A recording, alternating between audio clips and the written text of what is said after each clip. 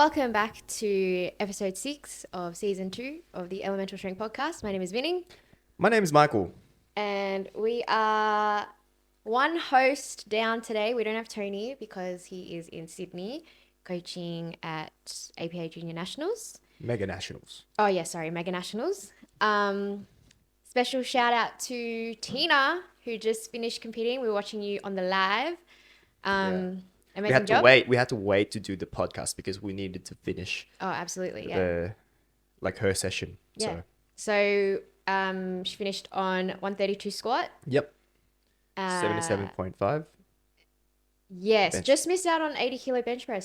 Did you find out what it was for? Yeah. So it was two red lights on the side for bum coming up. Oh, damn. But it moved really well. Yeah. So big hopes for her bench press. Mm-hmm. And then deadlift, Deadlift. 180. Yes. Huge. Just missed out. They try to go for the temporary national record. Deadlift record, yeah. Yeah, sorry, yeah, the junior national record. But she moved it off the floor and got stuck around her knees. Yeah. And But still a really great job. Obviously, she's had a long road to get to this platform.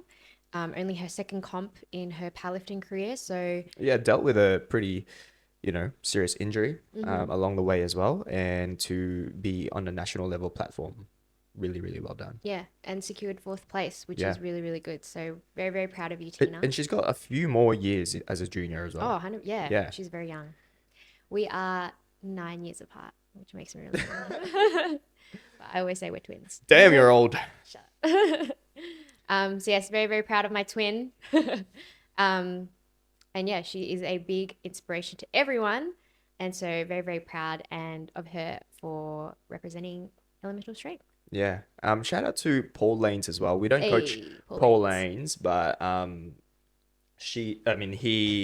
he's a very active member of ESS at the moment. Like at our last novice comp, he actually refereed. So yeah, shout out to Paul Lanes also. Performing really well. He came second as a 74 junior. Really well done. Yeah. Lovely. Hopefully, we can get more and more of our juniors on the national stage next year, I think. Yes. Had a few showings in open and junior, but Yep. hoping to, I don't know, maybe double that next year. Yep. We'll see. That will be our goal as coaches. 100%. Let's do it. Let's do it. All right, cool. So today, we're going to answer. We'll finish off the Oh, questions, yeah. from the members page, the questions that were sent to us by our members. Because there's a few like really good questions, and like last week it became an episode on its own because it's a common theme happening with these questions, and I feel like today we're probably going to do the same. Relating to stress, recovery, and start us off. Okay, so the first question is from Justina, and her question was impact of sleep and recovery on our training performance. Yeah. Sleep and recovery. Do you want to start us off? Sure. Obviously, those are very important factors that can contribute to our training performance, whether it be in the gym or in competition, and overall functioning, right? Like not just in training. I think for me personally, if I was to share my experience with my sleep and recovery for my own training right now as a bodybuilder, not as a powerlifter, I think it is one of the biggest rocks that I'm really focusing on, not just the nutrition and the training aspect. I think you can train really hard, you can eat really well, but if you're not sleeping right, you're still going to feel like you're not functioning to your highest potential. And then talking about recovery as well is it's important to sort of like frame our understanding of recovery. Okay, because recovery doesn't necessarily just mean rest, right? Yeah. Or Like you like can getting over muscle soreness. exactly, Yeah. right? So I think what are you recovering from? You're trying to recover from your baseline, your homeostasis, pretty much, right? Because it's been disrupted from training From and training all stress. your externals. Yeah. Exactly. And in each session we do, obviously there's an accumulative fatigue that we undergo. And it sort of compounds over time, right? So by the end of the block, we are in a fatigue debt pretty much. And that's why we incorporate like things like deloads and what's up? Sorry, nothing. When you say fatigue day, it just reminds me of like as if like the fatigue man's gonna come and like collect your Collect your day. yeah, but you know what I mean. Like Yeah, you yeah, you yeah. you sort of like you're in a deficit in terms of your recovery. Mm. And there's a few physiological things that is sort of going on with that. Mm-hmm. Do you want to maybe like talk about that stuff?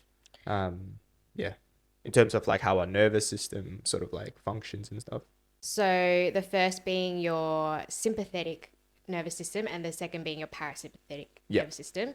And the way a lot of people like to remember it is like your sympathetic nervous system is your fight or flight. Mm-hmm. So things to do with raising your adrenaline, Yeah. raising your stress, raising Heart rate. your, yeah, all those things. And then there's the parasympathetic, which I like to remember as like paradise, which is like your rest and digest. So that's when you're like sleeping or resting. Pretty much Yeah. opposite. Yeah, pretty much the opposite. Um, so like you said, when we are talking about recovery, we are talking about how do we enter our like more parasympathetic nervous system to kind of combat the things that are happening when we're in our sympathetic, when we're using Yeah. more of our sympathetic nervous system. Yeah, because the moment we start training, our sympathetic nervous system obviously kicks in. That's when we're sweating more, where our heart rate is elevated, we're breathing a lot more, right? So the longer we prolong that, the more fatigue and stress in our body we experience. So really, rest starts when we start to experience those parasympathetic um, changes, such as like a little bit more the drop of like our heart rate and all that stuff, right? So I think it's important to understand that type of stuff when it comes to this, and when we talk about stress later on, because there's another question that sort of relates to how stress affects your training. So yeah, another thing that maybe we could talk about. I know that like this might be uh, something that because we're talking about the nervous system, right? And the nervous system is kind of like there's a lot of like things happening within it, right? So you might actually hear other people talk about central fatigue and peripheral fatigue as well. So basically, the central nervous system comprises of your brain and your spinal cord, right? And then your peripheral nervous system is like the nerves that sort of like goes away from from the branches out from that central nervous system. And when we talk about peripheral fatigue, right, is if you sort of like notice that when you're training, you get a lot of like soreness from it, like delayed onset muscle soreness, DOMS, right, as we know it. And these are things that you can still recover from for the next session, right? You might feel a little bit of like, oh, my biceps really tight right now, but it doesn't necessarily mean that you can't train, right? You can still train and make some solid progress even with those delayed onset muscle soreness. Whereas central fatigue, for example, right, is when really the your muscle functioning is sort of like impaired, or sort of it's inefficient because it's not firing up. Yeah. Right. It's So like the signals are sending a little bit slower than usual. exactly. So really, if that's when you try to go for like a maybe something like 85 to 90% of your 1 RM for a single for deadlift for example, all of a sudden it's just like, why am I a lot weaker? It's actually not moving off the floor. Maybe your central fatigue is way too high that like, yeah, we need to have that reset function. Yeah. And that's when like deloads and wave loads and pivot blocks and all that stuff really comes in handy from a programming perspective, right? I think maybe a more practical example is like what people call like peaking brain, Yeah. when like people are peaking for a competition and obviously um, their fatigue is quite high, and then they start experiencing like brain fog, for Yeah. example, or like they just start doing things that they don't that doesn't make sense, and they're like, why am I acting this way? And it's because your central nervous system is also like fatigued because of the weeks and weeks of high intensity training that you've been doing leading up to comp. So Yep. that all goes into play. Yeah. And then obviously it doesn't just happen like when you're peaking as well. Like if you just have a, high intensity training day, you can Yep. feel a little bit like sort of out of it the next day. Yeah. Yeah. Yeah. So, when we're talking about stress, when we're talking about sleep and recovery, really, these are the things that sort of are happening in a physiological level, right? Obviously, lack of sleep will impair your functioning, will impair your recovery because, sleep is, you're in parasympathetic mode and if you're not getting enough sleep, then you're spending more time on that sympathetic sort of nervous system, and you're not allowing for much recovery at all, and that's really how we get affected when we train. Yeah. And I think you may have experienced this yourself, but if you've been lacking sleep and you go in for a training session, you just all of a sudden feel like things feel a little bit heavier in the hands or in your back, or things aren't, popping off the floor as easily. Those are very common symptoms of someone who goes into training and hasn't had enough sleep. Yeah. Yeah. Which probably leads to the next question nicely, because the next question is about stress, right? I can't read from afar. Can you read it? The next question is from Lachlan. His question is, I would like to know how stress may or may not affect performance, whether it's leading up to comp, general training, or the day of comp, and different kinds of strategies that can be used to reduce those negative effects, etc. Yeah, great question. Yeah, so this sort of leads us to this topic, I guess, with stress. And we can sort of view stress. I think the easiest way to compartmentalize it is we can get acute stress and chronic stress, right? And acute stress is something like something that happened within a short period of time. So lack of sleep, really, if you've been having, um, a normal amount of sleep for the rest of the week, and then one night, the night before you train, you only had, I don't know, 5 hours of sleep compared to your normal 8 hour of sleep, right? So that is considered a minor acute stress, right? And you can still function, right? You can still feel a little bit, you can still train, but you might feel a little bit groggy, right? So what happens when you're experiencing acute stress is your motor coordination is impaired, and also your perceived exertion is also elevated. Bless you. Your perceived exertion is also elevated. So meaning when you get under the bar, it feels like, whoa, it's heavier than usual. Like Yeah. the moment you start bench pressing, hang on, I'm only doing like, the bar, the first plate, and why is this already feeling heavy in my hands? Right. So that's what's sort of happening. Um, and then chronic stress. Yep, go for it. Sorry, I was gonna just mention like a recent example of mine, of a client. She was trying to fit in her sessions like in the week, and she could only fit in a bench session really late at night time. And then the next day she came back literally less than 12 hours later, Yeah. tried to do her bench session again, and was like, oh, it feels really heavy. Like, Yeah. well, it was literally less than 12 hours since you last bench. So Yeah. yeah. So that's just like an example of that acute stress. Yeah. And also it can come in other forms of examples. Say for example, like you were really stressed at work, right? Just like Yeah. heavy loads of work, you're behind your schedule, with, and that's sort of the thing that you're stressing about.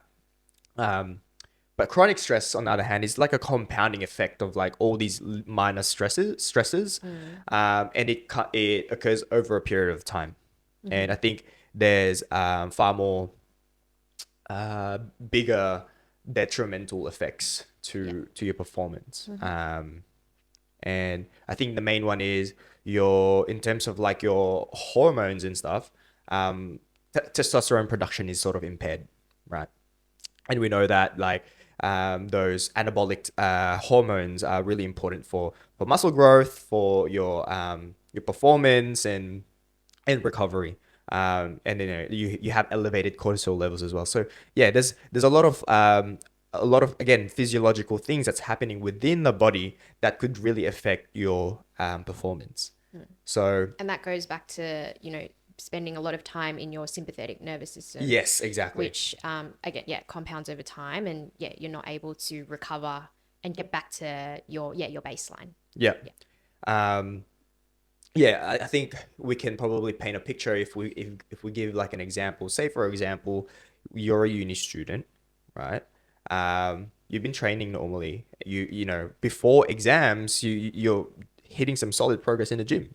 Like everything's on schedule. You're hitting you're doing your program as if you're on track, and then come exam period, you have to study really hard. You know, you're a little bit behind on like your studies, so you spend a little bit more time studying.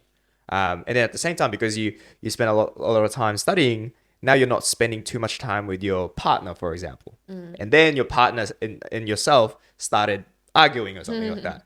And now you're even more stressed because of the argument that that you're doing. And now to try to compensate for your relationship, now you're sort of like trying to make time for your partner and all that stuff. And now training schedule is sort of out of whack because of all the things that you are sort of dealing with studies, with your partner. And then at the same time, like work is like up your ass as well. Like, hey, how come you're always late for work? Because, you know, your time schedule. Imagine that, right? Like that's when chronic stress really starts to happen. Like it's just compounding, right? And I know some of you guys probably have probably been in that position where you are sort of experiencing like everything's just happening right now. And I think in that case, how would you view training then? What can you do to sort of like tackle training? Because there's a lot going on like externally, you know what I mean? Well, I think back to when I had a very stressful job. Yep. That was not only was the job stressful, but like it was quite far away. So I would spend probably like 2 hours to up to 3 hours a day just sitting in traffic as well. And that would obviously put a lot of stress on me as well.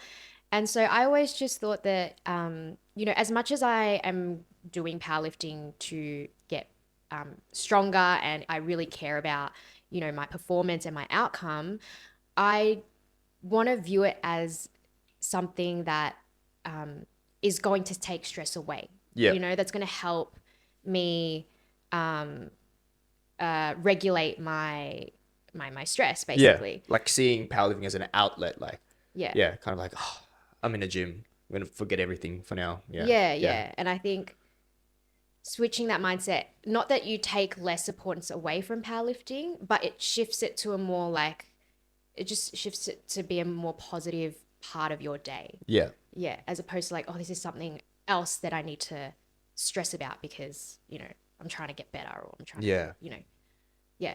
No, I think that's great advice because I think a lot of people would almost use the external stresses so that they have an excuse not to show up in training. You know what I mean, I'm not saying that like, like don't be a bitch and just fucking train hard. And even though, the world's crumbling apart, like you're in the gym now, like I'm not trying to say that, right? But I think if you really sort of emphasize the things that has happened in the past, right? Then you're not really in the moment to work according to what you can handle, right? I think you're just sort of like adding more stress by training at that state of mind.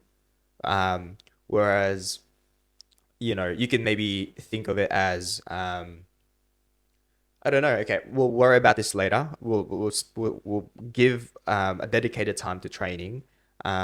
If you need to, you can shorten your training time so that you can deal with the external stresses outside. Or you might communicate to your coach, "Hey, I'm dealing with a little bit of like a lot of things going on with my life right now. Could we alter training for maybe a week or two, just so that we can actually um, cope with life a little bit, right? And I think we prefer that as coaches 100%, yeah. rather than like, hey, I have to squeeze in 2 days of training right now because I couldn't do this. So I think being proactive with it, Yeah. really. Yeah, and I always say to clients, like, it's always better to do, because kind of 4 days is kind of the stand of the average that most people can do, right? Like, I'd 100% rather you be able to do 3 days a week consistently than 4 days a week sometimes. Like, Yeah. that's always, yeah, my choice. So, yeah, always communicate and work around things because there's always a strategy. Yeah. And then from a programming perspective as well, you know, like we were talking about recovery, we're talking about stress, we're talking about sleep, and because in training we obviously want you to keep progressing, right? And this is where deloads, wave loads, and pivot blocks and whatnot, like any sort of recovery strategies that we want to implement into your program. So really the reason why we have like communication with you before we even like send the whole block and like talk about the plan and everything, because these are some of the things that we need to consider. Hey, I'm actually going to have exams within 3 weeks, so I'm not sure if we need to push as hard as we normally do for our last week of the block, Yeah. right? Something like that, Yeah. so we can be a little bit more proactive with the approach rather than reactive, because there's no right or wrong when it comes to like being proactive or reactive. I think it depends on how you actually execute the program, but I think at the same time, uh, things like this is when you need to be proactive, right? It doesn't need to be super planned out, but I think it needs to be strategized so that you're ready when things are happening within the moment. Yeah. Yeah. I want to quickly touch on, because it does say in the question specifically like leading up to comp. So I can Yeah. imagine like the mental stress of, you know, prepping for comp or even on the comp day. Like we actually last week we just hosted our very first novice comp, which is obvious for people who competed for the first time. And I know that for a lot of people, it's quite scary and daunting to compete for the first time. Yep. So just the stress of competing and like, well, the mental side of things. What strategies do you have, or what recommendations do you have to manage that? I think strategies that you can also implement within a training session, such as imagery and visualization. When you're stressed and when you feel like you're under recovered, you almost really don't want to crumble into that pressure of stress, right? In the pressure of like high stressful environment. So really, again, this is actually another proactive approach of you sort of getting mentally prepared, right? Getting mentally ready so that you can sort of like imagine or sort of um, visualize how it's gonna feel when you're in the moment, right? So that when you get under the bar, you're not only physically getting ready, you're and also mentally getting ready, because you need everything to be working towards you at that moment. Because obviously you're dealing with a lot of things. Make it easier for yourself. Yeah. What about you? Mm, I think speaking from like personal experience, um, I've definitely felt the effects of like the of stress and how it can affect your performance on the day, and specifically not the last comp, but my last comp, but the comp before that. I was so stressed and anxious to the point where I couldn't stomach food for like 2 weeks. And that's obviously very detrimental, especially at someone my weight, because I actually dropped a bit of weight, and that all of a sudden immediately makes things a lot heavier, Yeah. like in training, right?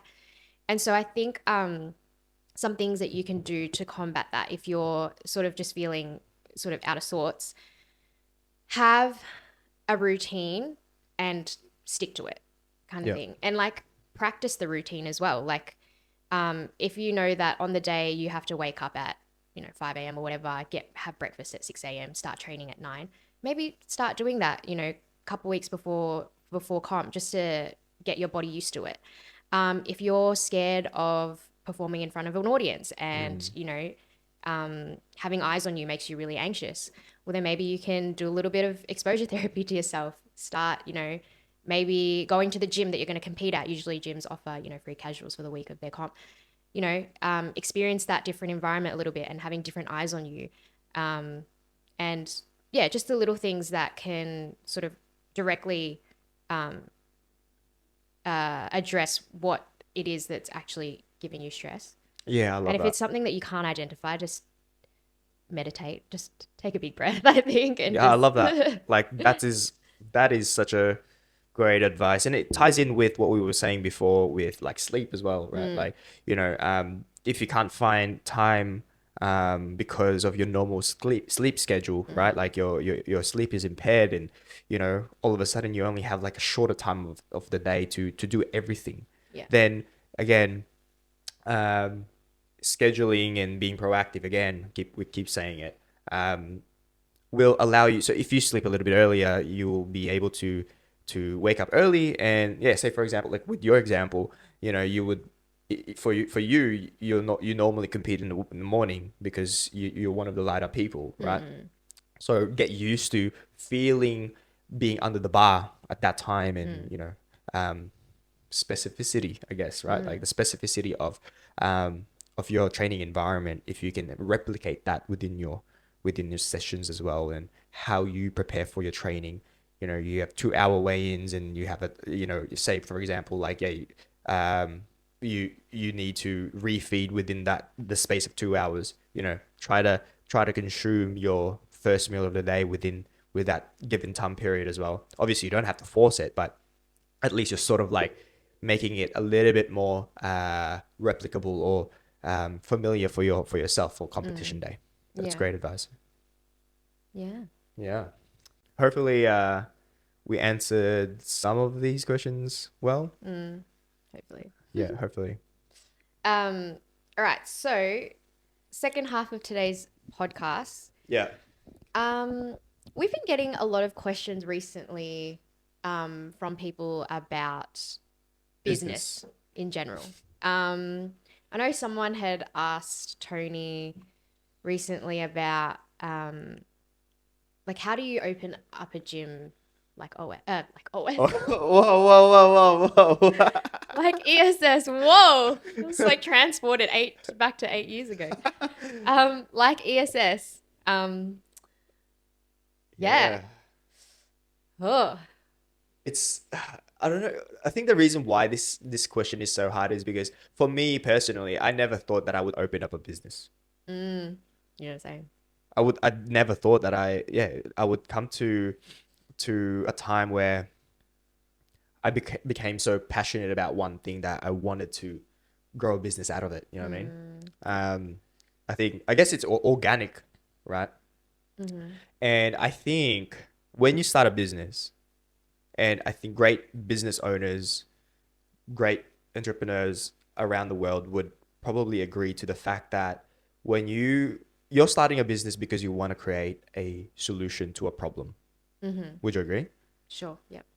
Um, I think great, passionate business owners are always trying to problem solve, and they are more likely to not experience burnout and be more passionate about the business if they know for a fact that they're helping people with something, rather than thinking about the profit, thinking about how they can increase their obviously that comes to play as well. Business, you have to talk money, and there's always money involved within business. But I think it really comes down to that purpose of your business. Um, I think that has like played a big role in shaping the kind of gym that ESS is.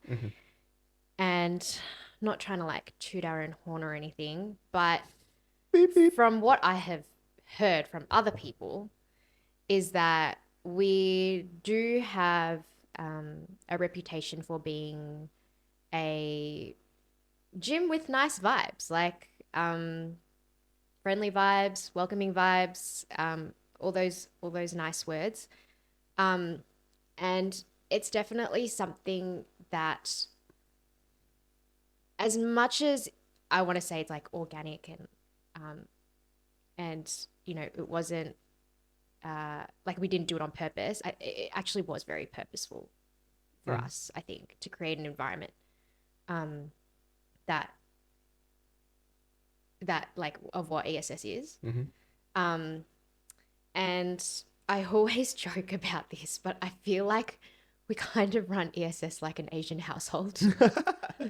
Yep. And like I know in like Chinese culture and in Filipino culture as well, like when you go to a family's place or like a family gathering, you always go around and greet every single person. Mm-hmm. Every single person you will say hi to, you'll say their name. We do. Yeah, you bless. Bless. In Chinese, you say their name and Yeah. greet them. In Vietnamese culture, you bow. Yeah, Right? Yep. yeah. So I feel like that's definitely had a big influence in how ESS is, and it's funny because at one of our comps recently, someone who's not from the gym um, at all came up to us and said, hey, like you guys have done a really good job with ESS and you can really tell that the members really respect you. Oh And yeah, Chris. Yeah. Yeah, Chris. Yeah, he actually won Masters 83. Oh, Shout out to Chris Seville. He's a great congratulations. physio as well. Yeah, he's actually treated Ruby in the past. Oh, very nice. And yeah, competed against him at Apex, and yeah, he actually won Masters at under 83. Oh, sorry, Congratulations. 93. Sorry, 93. Yeah, Congratulations. congrats, Chris. Amazing. He's a beautiful human being. Yeah. Okay. Sorry. I didn't know you were that close. Okay. Well, anyway, his comment really stuck with me because I was like, yeah, there is a lot of respect, and I think that I'm not saying that we demand respect, like maybe some toxic Asian households do, but like I think What you say to me? yeah, I feel like we try and be like role models at Yeah. our gym, and more often than not, we're giving out more than just powerlifting advice. Oh yeah. Yeah, you know what I Yeah. mean? Like we're giving out life advice and like because yeah, we do have almost like a decade on a lot of people at the gym, and they kind of look up to us in that way. And so I think that kind of all contributes to how ESS is the way it is. And everyone just respects each other a lot as well. Not just us, each other. Yeah. And genuinely like care about each other's growth, and not just inside but outside the gym as well. We're always celebrating whether someone's had a promotion at work or something, or they've moved to a new job, like things like that. Like that's also very much celebrated at ESS, and Yeah. not just you hit a PB or whatever. Yeah. Yeah. Yeah. 100% agree. I think you mentioned Obsidian Mm. before, because I felt like when I joined that gym, and obviously it's no longer operating, that's when I first really experienced like a second home, a genuine second home, because I Yeah. would literally spend like hours and hours there, more than my own house. And it felt like everyone's brothers and sisters, right? Yeah. And that's the environment that we really wanted to encapsulate. And And look, we're not sitting here being like, ESS is the best gym in the world. Like, yeah, we know it is. we know that at the end of the day, and this goes for any business, you can't please everyone. You're not going to be Yeah. everyone's cup of tea. But I think that's kind of the values that we just stick to. And that's how we've gotten ESS to where it is today. Yeah. And how we will continue to run ESS. At the end of the day, we are three business partners that had no idea what we were doing. Yeah, some might say we still don't. We still don't. We still really don't. And honestly, like to be completely transparent with everyone, we kind of had to put our life savings into this Yeah, to open up a gym. we did. We went all in. We went all in. We like Mm. Vinny and I had proper day jobs that we were making good money on, right? Yeah. But we definitely were passionate about this business, this powerlifting thing, this training thing, this gym thing, Mm. that we wanted to go all in, because we believe that we can help a lot of people. Um, Yeah. and Yeah, I think that, people think that to open a gym, it's like you go to a bank and you borrow money and, you'll leverage that way. But we for did us, we did not borrow a single dime from the yeah, bank. Yeah. whether that's a good thing or not, again, we're not, like pro business owners. Yep. So, um, but that's the route that we took. Yep. And yeah, it was a lot of risk for us to open ESS. Yeah. Yeah. And I do want to acknowledge like um, a lot of our members who regularly remind us of how appreciative they are of um, of us continuing like to run ESS the way it is, and that definitely makes our job um, easier, Yeah. because it does remind us of like why we're doing it in the first place. Yeah. Yeah.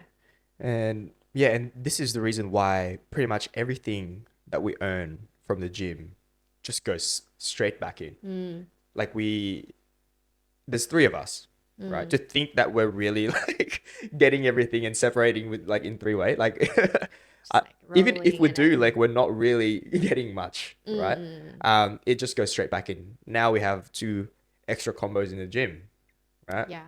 So we have 8 combo racks in the gym now. So, we always encourage people sharing, but if, as much as possible, if you can be comfortable with your own combo rack, um, it's a win, right? Like I Yeah. think it all goes back to the community. Yeah. Yeah. It goes both ways. Like, you know, um, we're not able to like keep making improvements to the gym without our members either. So, Hmm.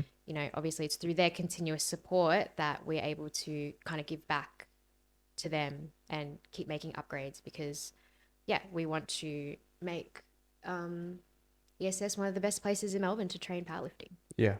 And yeah, everything we do is literally for that. Yeah. Yeah. Even running comps, Yeah. I spoke about like, when you're trying to be a good business owner, like it applies for meet directing as well, right? Like, so we're both athletes first before coaches, right? Because that's how we became coaches, and we've had experience competing, right? And as a meet director, really what we want to do is we want to make sure that the athlete experience is first, because they're the one running the show. To be honest, like they're the one that are being watched. They're the one performing at our events.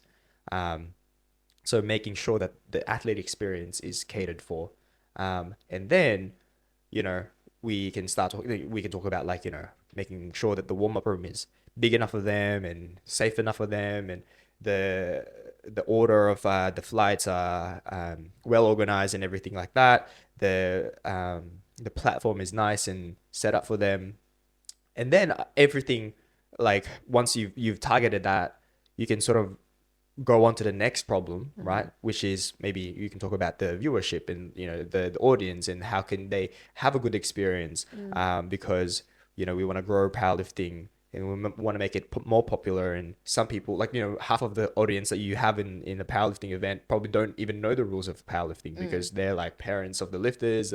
They barely know anything. So putting those QR codes with athlete information, the rules, and all that stuff is something that we've incorporated in the past so that they can understand the what's happening, and at the same time that when they're engaged, they also feed the lifters on the platform, so they're a little more engaged. They can cheer on the lifters, and then the lifting experience again gets elevated. So these are the things that we try to problem solve, I guess, as business owners, as meet directors, is Yeah. Mm, yeah. A lot of thought goes into everything Yep. we do.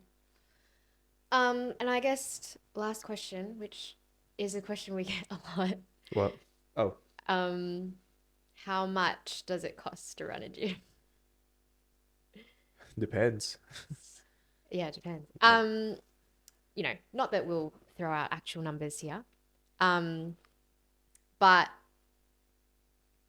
just to run off a few things that we have to pay for: Mm-hmm.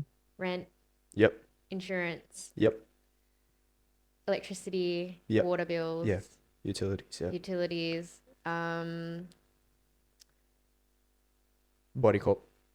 body corp. I fucking hate body corp. Oh, council rates Cancel as rates. well. Yep. Body corp and council rates? Brother. Criminal. Um, um, bins.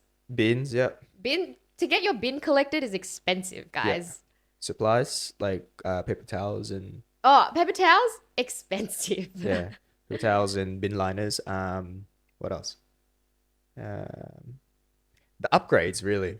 Like, Yeah. bro, the mezzanine isn't cheap. It's not cheap, guys. Yeah, guys. It's almost the same amount of money of us opening the gym. Yeah. Yeah. The entire process because we had to apply for another Like approval, permits and cancel, stuff. yeah, Yeah. cancel permit. Yeah. Yeah. Um, what other stuff? And we do little things as well, like stock up, toiletries, Mhm. you know, as often as we can. Um, just little things like that. It's like we don't have to do that. You know what I mean? What toilet paper? We Oh can't no, do. not toilet paper. I mean like the deodorant and Oh all yeah, that stuff. yeah. Um, Guys, if you I can just think bring it's your own nice. deodorant, that'd be nice. Some of y'all, can use one. Whoa, whoa, whoa. No, I'm joking. Um, I don't know if I'm forgetting anything now, but But there's a lot. yeah, There's a like I lot. think the upgrades definitely in the Yeah. gym. I think people forget that like that involves money too. Right, like right now we made the gym floor a lot bigger. How much Mm. are mats individually? Oh yeah, the mats. Yeah. Because we got rid of the grass area, we added more mats. Like it's not cheap, guys. Yeah. When things get broken, so please take care of our equipment too. I know some of them are not the best brands, and we can be better, Mm. but we all start somewhere, right? If we want better equipment, we kind of need to stop repairing them every time because that repairing is also costing us money too. Mm. Um, uh, what else? Yeah. I think that's like the major stuff. Oh, just like subscriptions, like Yeah, um, accounting, training app. yeah, Um, yeah. For coaching, we have a training app that we pay for yeah. depending on how many clients we have on as well. Yeah. Little thing like CapCut, Canva, all those Yeah. things. Speaking of, like with the training app, we're doing a few things. There's a Mm-hmm. few things Lined coming up. along. Yeah. Yeah. Yeah, it's been really handy, that app. I feel like we haven't used it to its full like potential, but I think the more we discover about it, the more we want to like fully utilize it a little bit more. So Yeah. yeah, We're there's filling out definitely our some training things. library with that one. Yeah. Um, Yep. what I've had else? some good feedback about those as well. Yeah, we're finding new features every now and then, Yeah.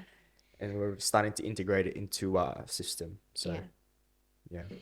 yeah. Anyway, all this to say, I'm not trying to say all this to like make anyone feel bad for us or anything like that. Like we definitely know what we've got ourselves into, and we are so like so grateful for the members that are continuously supporting us and give us encouraging words, and it truly does like make my entire week on like Wednesdays and Thursdays and Mondays and Every a lot day. of the days when the gym is packed and like everyone's having a great time and we're like supporting each other, and it doesn't matter who's lifting. It could be like 40 kilos on the bar, it could be like 300 kilos on the bar, but we're all like there to support each other equally. That really literally like makes my week, and it's the reason why I come into the gym so happy a lot of the times. So yes, thank you very, very much from the bottom of my heart. That is it for today's episode. We've been rambling on for a really long time, so let's cut it there. Let's end it there. Please like and subscribe to our YouTube channel. Michael's got some really exciting stuff coming soon. Are you going to upload it on your own channel or ESS channel? I don't know. Up to you. It will come out next week. Guys, some really exciting stuff's coming. Will it have come out before this episode? Oh, yes. All right. Yeah. Well, okay. So if you haven't already, watch Michael's new bodybuilding vlog because it's very, very cool and entertaining, and very proud of him for stepping out of his comfort zone, because I know that he was really nervous to post this in the stratosphere. So definitely go, I don't know if it's on this channel or his own channel, but definitely go and support, like and subscribe. And yeah. Yeah. The bodybuilding journey continues. Yes. Bodybuilding, which your comp is 1 week before Winter Showdown. So it's like kind of perfect. Yeah. Speaking of Winter Showdown, we've got a few athletes competing in that. Oh, yeah, we have a lot. There's still spaces available, yeah? There is still some spaces. So how many weeks a week? Like Probably either 13. 13, 12, or 11. I don't know. It is something like that. It is Yeah. 13, I think. Yeah. It's 13. So there's still plenty of time or this is still the perfect time to sign up if you haven't already, 13 weeks out. Still plenty of time to prep for the comp. Yep. Yeah. Yeah. We'll get some. Remember, guys, last comp for you to use the A7s and your rigor mortis, your inzas, your stiff sleeves. Yeah, last chance for the stiff sleeves, guys, which I'm definitely taking advantage of because I'm going to be competing in Winter Showdown. Got to get one last PB in those bad boys. Yeah. Yeah. It would be great to for you to give feedback on our comp, because you're the first gym owner who'll be competing at our comp. I already know it's going to be fire. I don't know why I found it funny you saying fire. It's going to be fire. It doesn't suit your age. Whoa!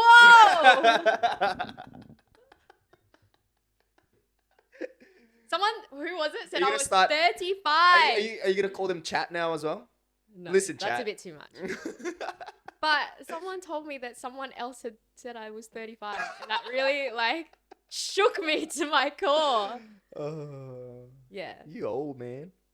Guys, I'm the same age as Tina. Anyway, thank you for listening. We'll see you in the next one. Stay in your element. Bye. Oh, wait. Stay in your camera's element. there.